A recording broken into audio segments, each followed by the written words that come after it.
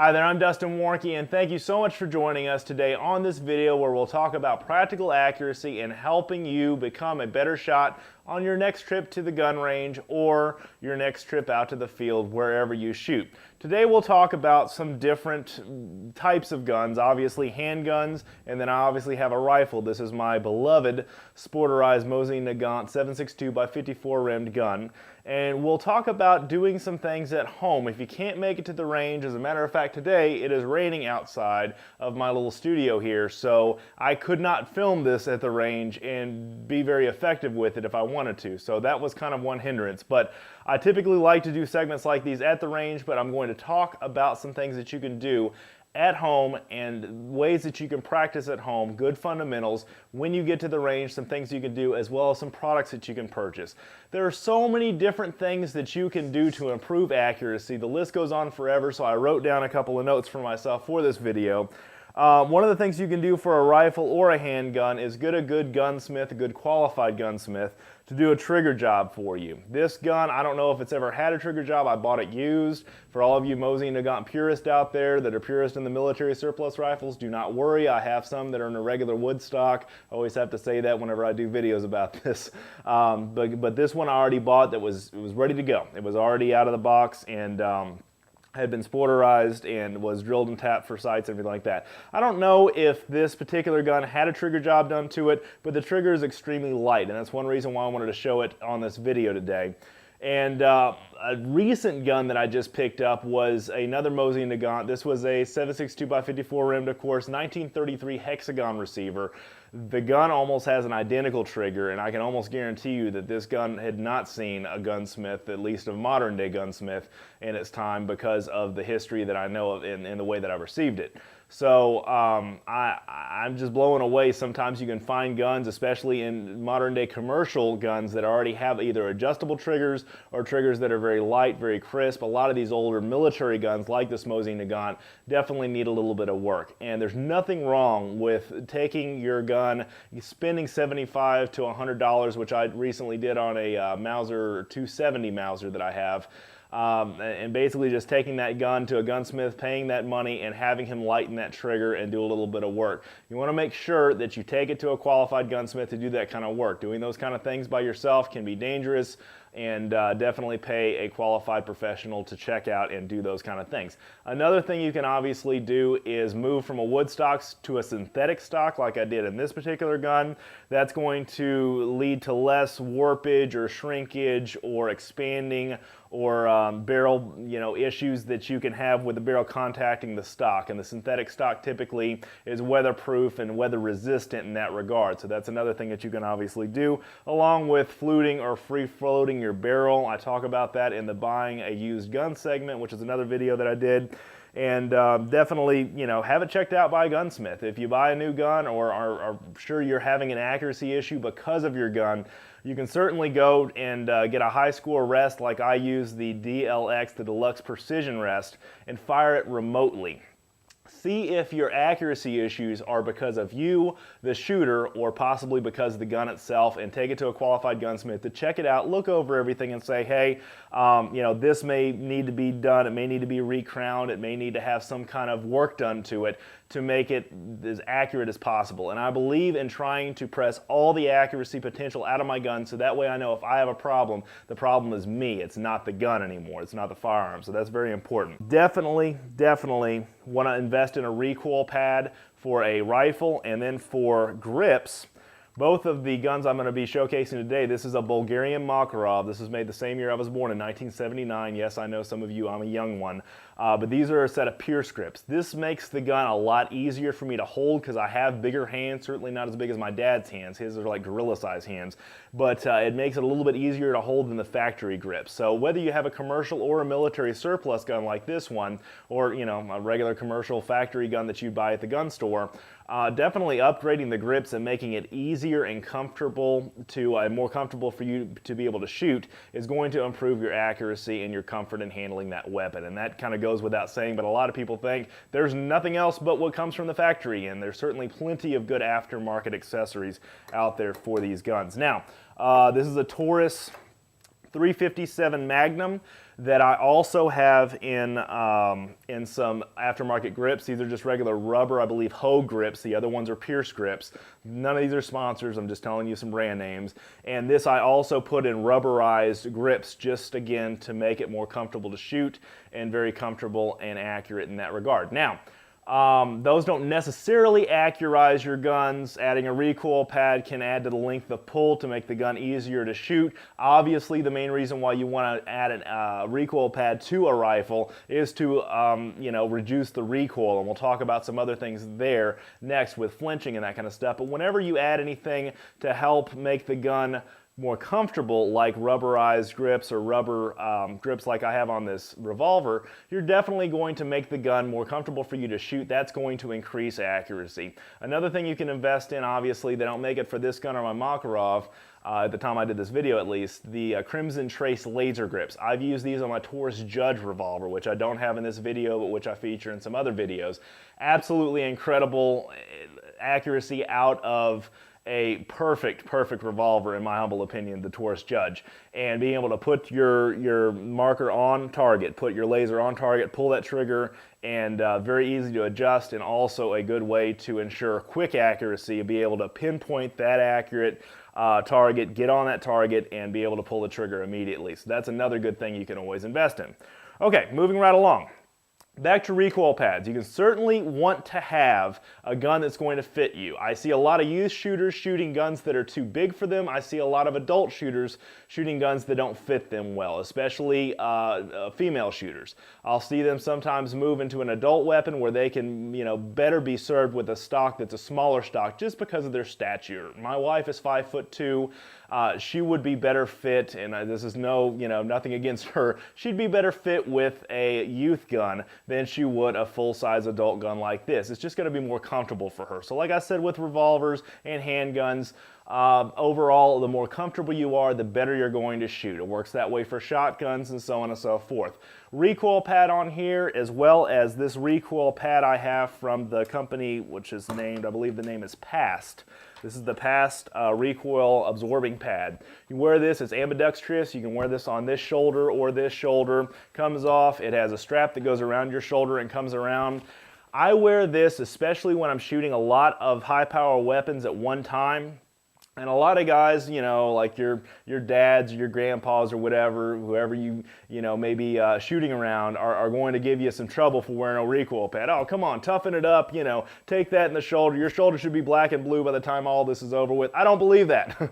Whenever I go shooting, especially shotguns, I go out for a day with my manager and my coworkers for skeet shooting. I do not want to come back black and blue, taking off my shirt, and purple, and having all these, different colors and just feeling the pain for the next 2 days of that kind of stuff. If you don't have to absorb the recoil, why do it? Yes, a lot of people get recoil pads to stop flinching, and that's one of the reasons why I bought this, is because I developed a flinching issue, and I'll tell you more about that in a minute. But, it's important to shoot comfortably, and definitely don't worry about what somebody thinks about you if you wear something like this underneath your shirt or even over your shirt and take it on or take it off. I wear this all the time, especially for shooting my steel butt-plated military guns, because that definitely gets to hurt a while, and you will, by default, develop a flinch when you think about the pain of recoil sometimes. So investing in a product like this, such as a recoil pad, either to adjust the length of pull, the length of your buttstock of your rifle, or to soften the recoil, is very, very important. Another thing you can obviously look at is getting recoil sensitive ammunition, and that's very, very important when it comes to looking at any kind of different firearm manufacturers and any kind of, popular caliber really, that most popular manufacturers of ammunition make. And reduced recoil loads are going to shoot differently, and the point of impact is probably going to be different than their regular counterparts of the full power load, but it's going to be nicer for youth shooters and folks that are very sensitive to recoil. I am very, very big about that for a lot of different reasons, but again, it's all about being comfortable in the field, and there certainly should be no reason why a youth should start out with a 30-06 versus a 243. You definitely want to work up. Speaking of that, one of my favorite guns that I absolutely love, especially now that I have it in a new ATI stock, that is the Ruger 1022 and that is in an ATI stock that has a side folder to it. Absolutely incredible gun. A perfect gun for you to get started with is to simply shoot a 22 bolt action, lever action, semi-automatic, single shot, doesn't matter. 10-22 or any kind of 22 gun is a perfect gun for you to practice at the range with. And one of my favorite ammunition manufacturers, of course, is going to be Winchester, and I brought my little box of Winchester ammunition here.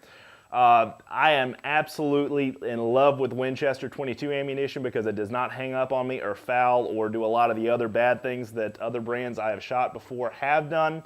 Winchester is my main go-to set of ammunition. Whenever I buy it in bricks like, or large quantities like the 550 packs, I definitely go with Winchester. That is my #1 pick. Now, the 10-22 or any kind of 22 that you're shooting, make sure you practice fundamentals with each shot. A lot of guys get out there, especially me with a high capacity magazine, and want to just pop, pop, pop, pop, pop. I see this happen with pistol shooters too.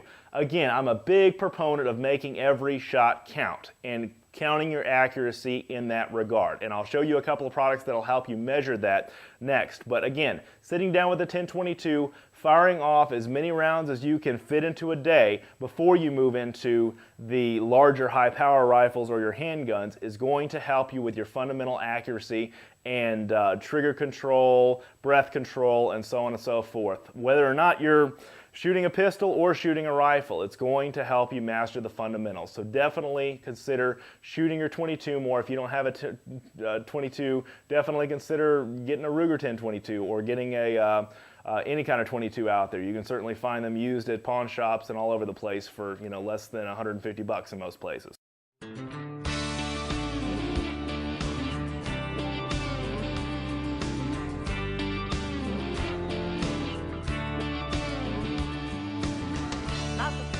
Lesson if you're gonna survive.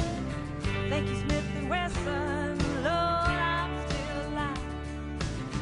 Gonna save the game, one predator at a time. God, guns, and country, we're gonna hold that line. Oh, Mac and Crowder, gonna hunt the hunter down. Oh,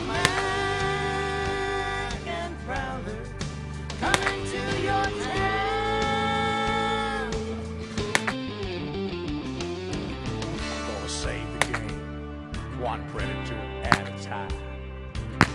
God, guns, and country, we're gonna hold that line.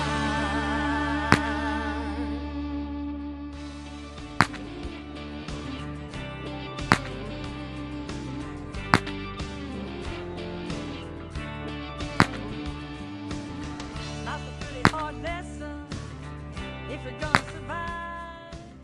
So, moving right along, some targets and some ideas that I use for helping me with accuracy in the field. One of the things that I use are these splatter targets. I'm a big fan of these for a lot of different reasons. Several companies make targets like these. They even have zombies or all kinds of, crazy rabid deer or whatever kind of targets that splatter when you shoot them. And basically what happens is these are repairable.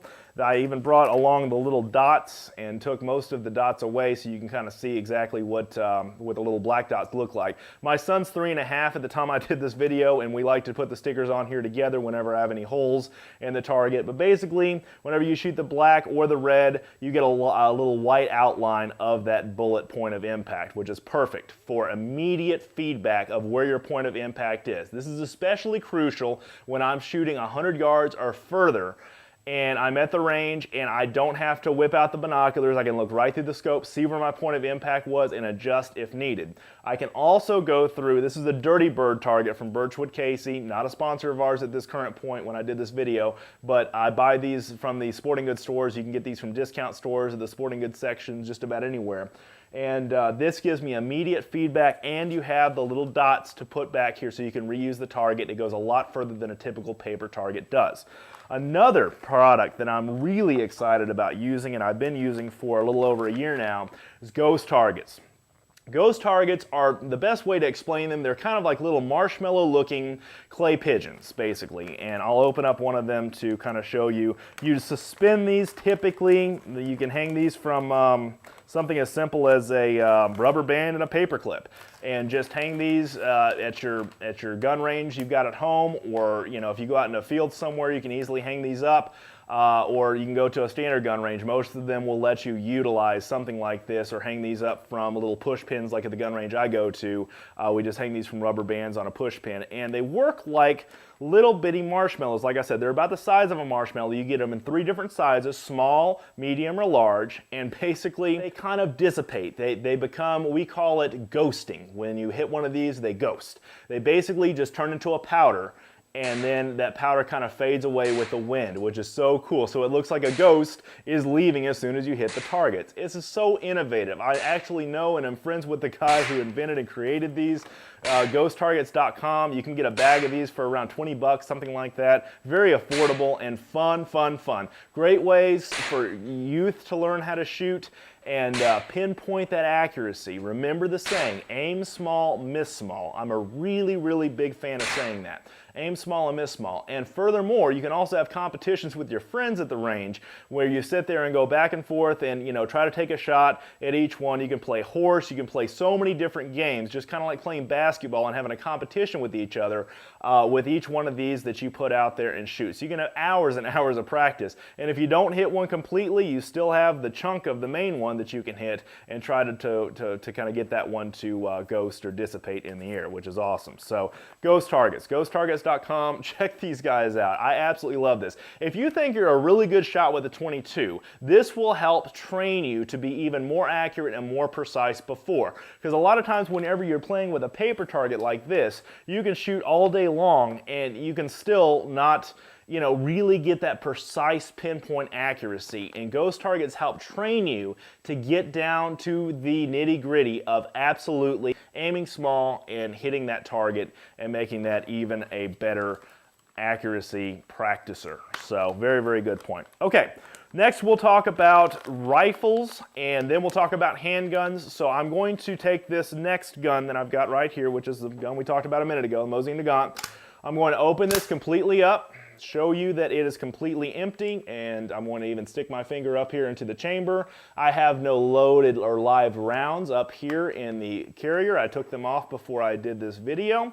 And what I'm going to do now is do a close-up of me shooting and talk about some practical accuracy things. Let's go through the basic scenario of shooting. Basically, load up your gun. Okay? In a dry fire scenario like this, make sure that your gun is not loaded. Okay? And it doesn't matter who was around the gun last, does not matter, where the gun was stored or anything like that. I've read different stories and accounts of potentially awful things of people having or getting ready to dry fire a gun or practice with a gun at home that they didn't think was loaded that actually was. So again, cannot stress that enough. Be safe when you're doing anything with firearms around the house, especially when it comes to pulling the trigger and practicing your trigger control and your trigger pull. So this gun is a Mosin Nagant, again, old military gun. It's got a very strong bolt in it, and I can dry fire it. I've checked with dozens of gunsmiths. They all say the same thing. A lot of other modern guns, especially rimfire guns, you're going to want to make sure you use dummy rounds or dummy caps or snap caps. They're called different things, and basically stick them inside the chamber where you would load a bullet. Make sure it's the dummy cap, not a live bullet. Make sure it's the dummy round, not a live bullet. And simply load it up just like you're getting ready to shoot. That will help absorb whenever you pull the trigger, what happens to the firing pin, and not damage the firing pin. This is especially important on 22s and rimfire guns especially. Okay, so what we do then is just simply get down, make sure we have a good cheek weld, and make sure we have a good sight picture. What I try to do whenever I get onto, whether I'm shooting a red dot, whether I'm shooting a EOTech holographic sight, or if I'm shooting crosshairs like this, I'm going to take my scope coat off here. Awesome scope protection, by the way, scope coat. I'm going to just make sure I'm pinpointing a spot on that target. I'll even sometimes take a dot from this and put it in the middle of the bullseye of the red target to pinpoint on that target. And slow my breath down, slow my heart rate down, kind of go into a meditative state or a zone, if you will, and just slowly press on that trigger. Now, what I even practice doing and what I actually brought along with me is this is just a Sharpie pen. This is just a marker. Okay, and I also have another pen right here I normally carry in my pocket here just so I can practice doing this all the time. When it comes to trigger control, what I really like to do is practice throughout the day, whatever I'm doing. This is obviously a benign and non-harmful thing to practice on, this little pen, is practice creeping up that trigger. Because some of my military guns especially, and some of even your commercial guns, are going to have a long, creepy trigger. And if you don't get that adjusted, you've got to compensate for it. So catching up the slack on that trigger, finding out where that breaking point, right where it breaks off of is, and then click. Finding out where that click point is. But the idea I'm practicing with this pen is simply a strong, but solid, but constant, but smooth trigger control and trigger press. I'm not going to say trigger pull because that would, that pulling is not the right terminology, I don't think, even though we use that a lot for when you're pulling the trigger or when you're actually pressing the trigger. It's more of a trigger press or a trigger depress. You're just simply finding that sweet spot, and just, even if you need to stop at that sweet spot, and right before the break is where the sweet spot is. Pulling that trigger, boom, till you find the sweet spot there. I'm doing the same thing here when I'm practicing. I'm either catching up after I'm on target, I'm catching up the slack in that trigger, and I'm finding right before the breaking point and making sure I'm dead on, my breath is slowed. What I usually do is take a really deep breath,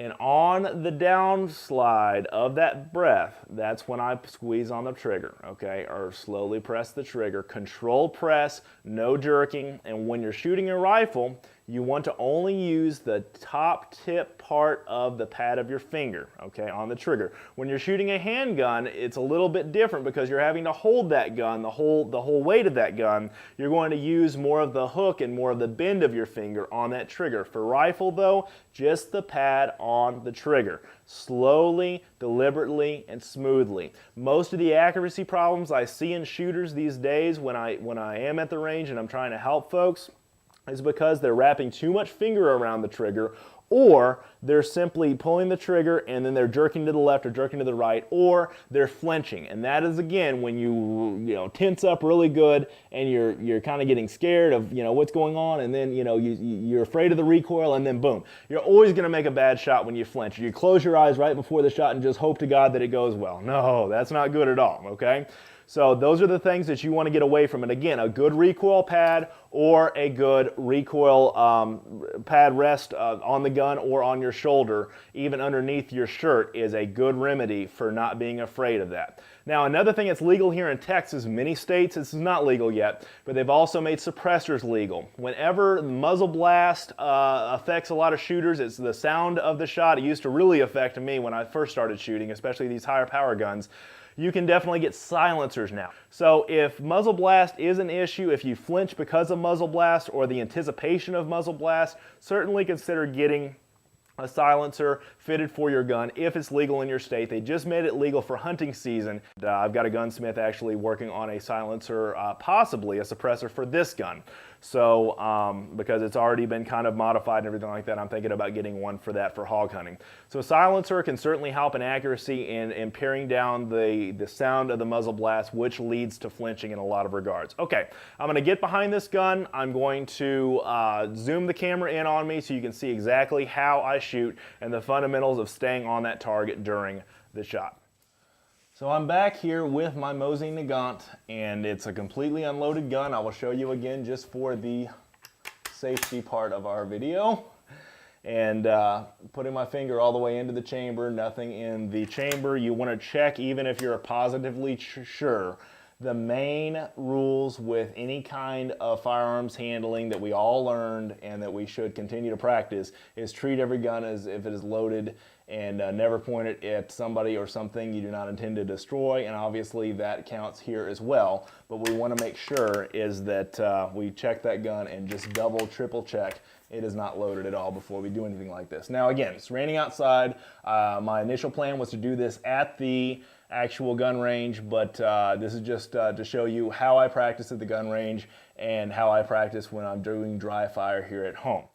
So I'm basically going to par down the power to, this is a 4 by, let's see, 4 by 10 power scope, and basically I'm just tearing this down to, or paring it down to about 4 power, just because I'm shooting right in front of me, or practicing my shot right in front of me, and I'm going to simply dial down my magnification and focus down so I can focus on what I'm shooting on. I've got a target in front of me. I'm simply pinpointing an area on that target, and that target is this one. I've got one set up in front of me, but I've actually got a dot on it right here, just like this dot I'm going to put on right here. Ta-da! That way I can focus and pinpoint my accuracy even better. And so I'm going to aim for that middle black dot. So it's not enough just for the red circle for me. I'm a little bit particular about accuracy. I want to go for the absolute smallest object I can concentrate on that target. So that being the case, I'm going to line up, get a good cheek weld, make sure my gun is fitting me well. Concentrate on that. You don't have to hold your gun, especially if you're on a full rest. This is a high score rapid fire rest, which I'll mention again later in our segment. But basically, you don't need to hold it completely down. You know, when you're dealing with a gun like this, you don't need to hold the forearm. It's certainly just as well to hold it back here, or if you're just dealing with a front rest, cushion your non-shooting hand up underneath you and balance you so you're on target there if you're just shooting with a forward rest. This is a forward and rear rest, and it's adjustable, so I can even shoot a handgun with it, which I'll talk to you about later in the video, but I can simply go back and forth with adjusting the size of it to the size of the weapon, which is what I love about High Score products. And again, check out their website. They've got a ton of good stuff at Midway USA and a lot of other retailers out there. Okay, so I'm going to simply find my target. I'm going to just use the pad of my finger, just the pad of my finger here, and I'm just going to concentrate on that, not move the barrel, make sure I'm still as a bird, even though I still have to talk to do this video. Calm my breath down, pinpoint my target. Even if my crosshairs hover over that target, I want to make sure I'm as still as I possibly can be. Still as possibly can be. I want to constantly concentrate on the smallest part of that target. Just the tip of my finger. Slow, silent, quiet.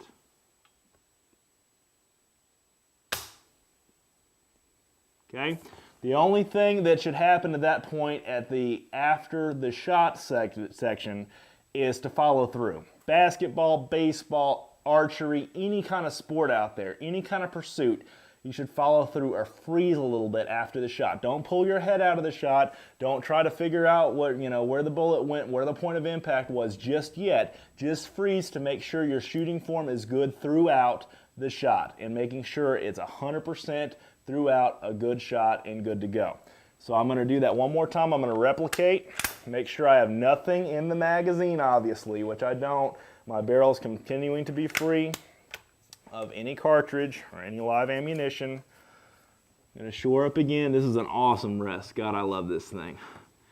Just the least amount of contact you can have with the gun, especially when you're sighting it in, is the best.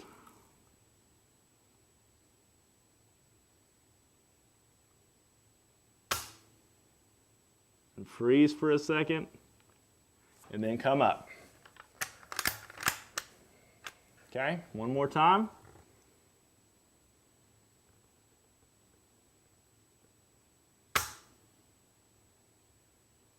There we go. So those are good shooting fundamentals. A lot of times when people are just using sandbags and not using a high quality rest like this high score rest, they're going to pull off target, they're going to wobble around. I've shot with older shooters especially that have kind of a shake. I've got one guy that I shoot archery with all the time, and he kind of shakes all the time. A rest like this is going to be your friend. You typically don't carry something like this big out into the field, but again, practicing your fundamentals here is going to help you make sure you're doing even better when you're in the field, and having a solid rest and solid fundamentals and fundamental structure to your shooting here is going to make sure when you're shooting with just a sandbag or just a front rest, whenever you're actually in the field, or even on a monopod, bipod, tripod, anything like that that you're shooting on, that you're going to be solid. So whenever you're sighting in any kind of gun, especially make sure you allow at least a minute for that barrel to cool down before your next shot. Don't load up your next round either, because this little chamber area is a cooling port, just as the front muzzle is, for the inside of your barrel. That's very, very important. So again, ammunition is not cheap, especially not anymore these days. Make sure every shot counts, especially when you're sighting in your gun. And utilize a good rest like this at the range, and utilize a good front rest or pod or shooting stick or anything like that when you're out in the field hunting.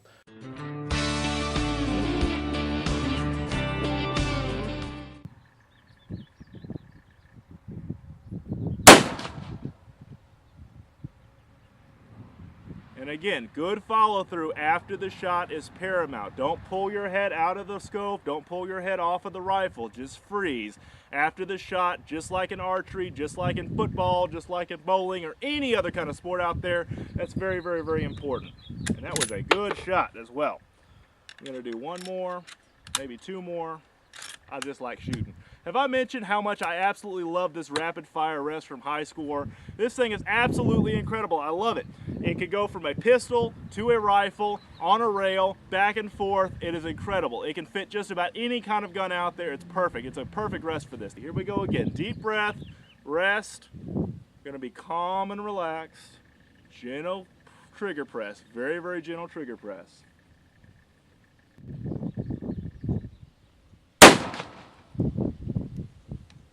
Nice groups.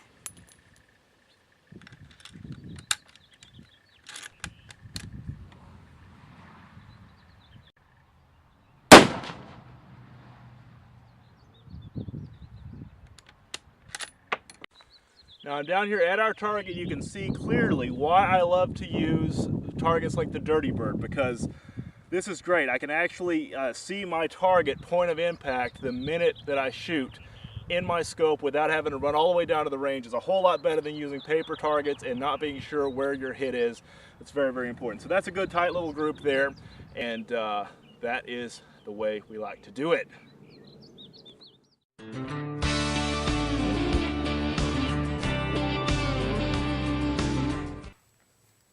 I love this revolver. I absolutely love this revolver. I bought this gun at Cabela's used one time when Cabela's first opened. 2005 is when they opened. I think I bought this gun in 2007, and I absolutely love this thing. This is a Taurus 357 Magnum. I paid a whopping $225 used for this gun at a retail store too. I don't know who was pricing them that day, but that was an awesome deal. Okay. So this is, again, my High Score rest. I'm going to simply put my handgun on here just to kind of show you how cool this thing works for utilizing it as a handgun rest. And you can simply, this is the rapid fire rest, you can simply raise or lower either side of this to make this thing work for handguns, or pistols, revolvers, Magnum revolvers, even the large air pistol like the TalonP that I have. It's completely a modular system where you can move from any size of gun. The front rest and the back rest, they work together to fit that gun. It's incredible. I love it. It uses a rail system. This is an incredible rest. I love it.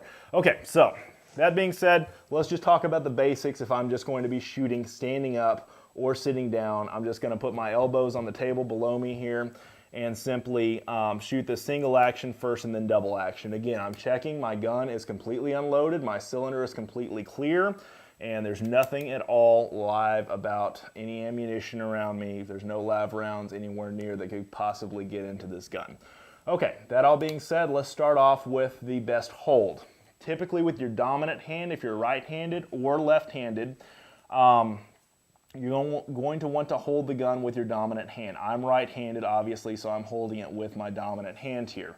So what I'm basically doing then is keeping my trigger finger away from the trigger until I'm ready to pull the trigger, just to make sure we don't have any accidental discharges or anything like that going on if we're at the range with a live round. This is just a typical fundamental I follow. Have a good solid grip, wrap around solid, and put your thumb around and meet your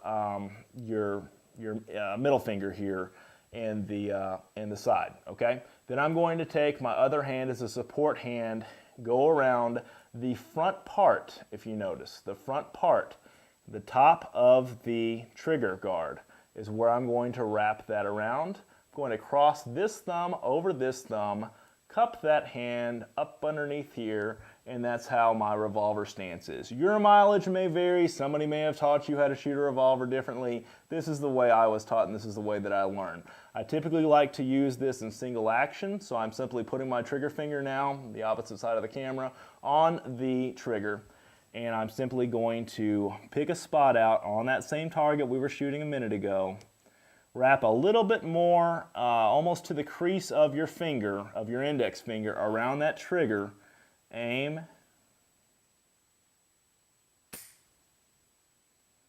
still, smooth, and constant pressure for your trigger pull. Same deal here. I'm going to do the same thing. Okay, so we're following through just like we were with the rifle. We're following through 100%, making sure we're solid and on target, not pulling our head out of the target, looking straight down the sights, lining the front side and the back side up, and staying still, constant, smooth, and controlled in our trigger pull. Now, let's try to do this double action style. Going to same stance we had before.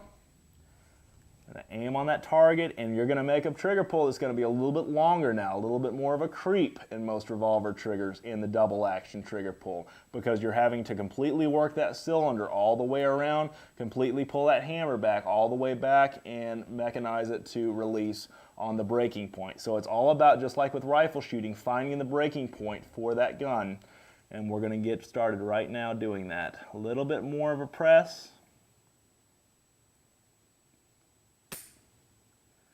Constant, slow, controlled.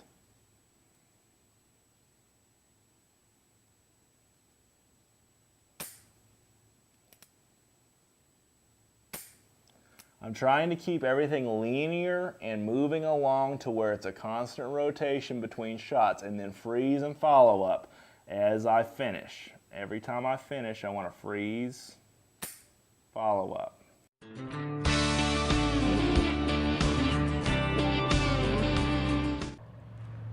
So we're out here at the gun range now. I'm taking the .357 Magnum revolver Taurus that I have here, keeping my muzzle pointed in a safe direction. One thing I absolutely cannot stand, and I know we've all been guilty of it if we've been around firearms at any time, is muzzling somebody, pointing a unloaded or loaded gun at somebody unintentionally. Make sure whenever you're around a live fire scenario like this, make sure you keep your gun pointed down and in a safe direction like this.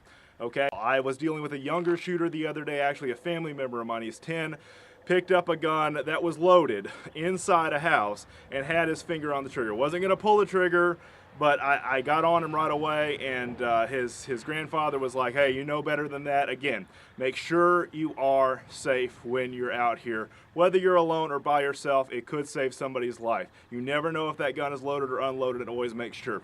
This particular gun is loaded, we are ready to go. I've simply got this thing loaded up with a few rounds to help us with the fundamentals that we're talking about. I'm going to show you real quick of how I hold my gun. I simply hold with the trigger finger extended like this until I'm ready to fire.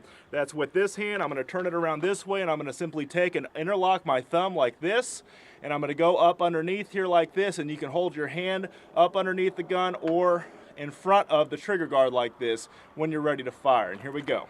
I'm going to go single action. Get a steady aim, make sure you're directly on target.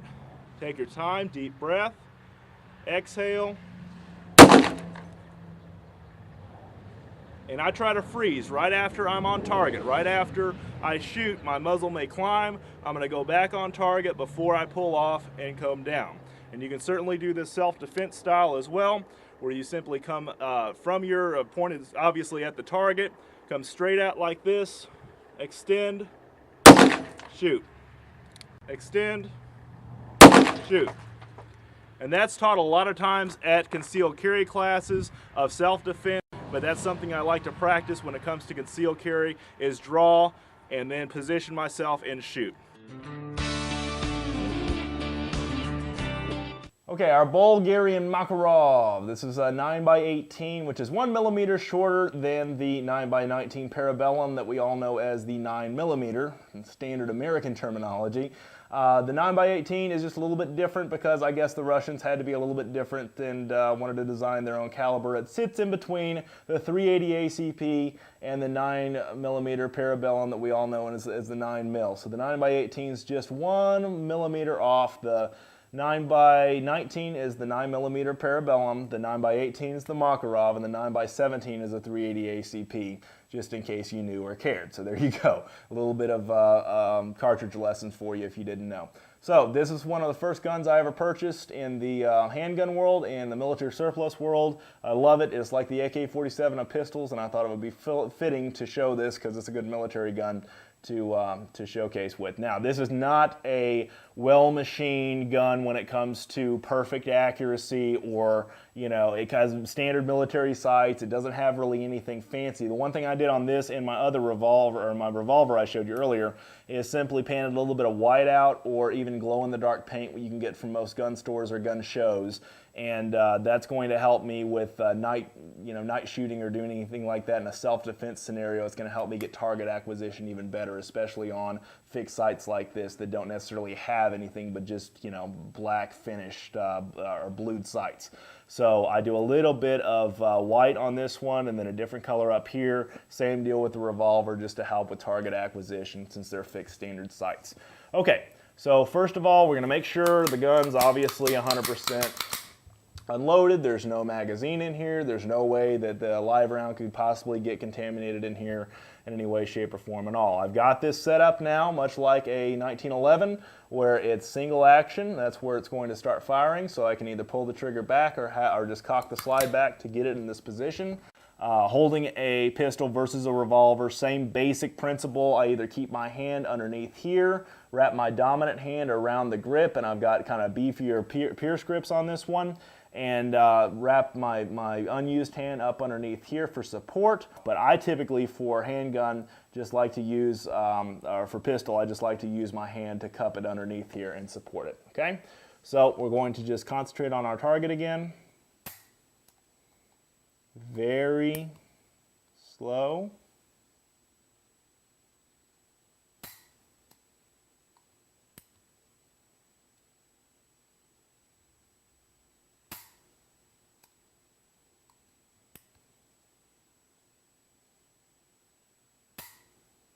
And kind of freeze and follow through with every single shot that you make there. Now again, especially on a lighter, more compact handgun like this versus the revolver, you're going to want to utilize your more of your finger than you would with a rifle. So certainly don't be afraid to get your finger in there and utilize the up to the bend point of your index finger on your trigger finger when you're pulling the trigger. One thing to avoid, a lot of shooters will have either too much finger in here or not enough finger in here into the trigger, and they're going to pull to the left or pull to the right. And you'll see that very, very clearly on the point of impact. If they're pulling up, pulling down, pulling to the left, or pulling to the right, that's probably an accuracy or fundamental issue with how they're holding the gun. So again, now we'll switch to double action, which is a little bit longer on this particular gun.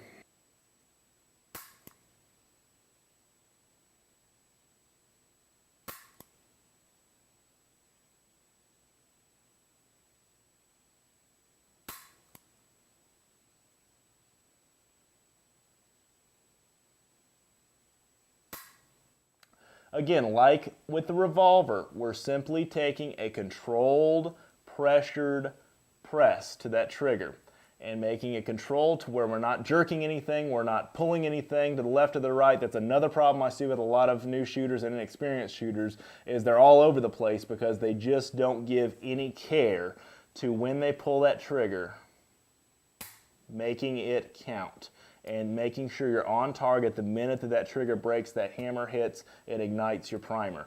That is where the rubber meets the road, and that's why freezing and following through, just like I teach in archery, is so crucially important, because everything happens so quickly. You want to make sure that everything has happened that is needed to happen, so you're on target and you're ready to go. And again, football works that way, basketball works that way, archery, baseball, anytime you do any kind of sport, follow through is so crucially important.